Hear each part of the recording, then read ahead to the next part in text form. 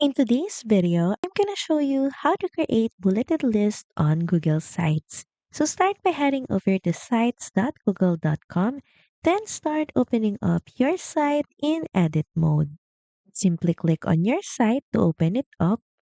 Now from your site, look for an area where you would like to add your bulleted list. So in the right menu, switch to Pages tab and select a page where you would like to insert your bulleted tab. Now switch to the Insert tab and click on Text box. And from here, start typing your list or options. Then in the toolbar, click on the three dot with three lines icon or the bulleted list icon, and the bullets will automatically be applied to your text. Simply press the Enter button on your keyboard to add a new list or option to your list. Then press the Tab button on your keyboard to turn it into subcategory.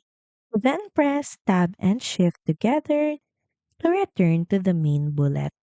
So that's pretty much it. Thank you very much for watching this video, and I'll see you again on the next one.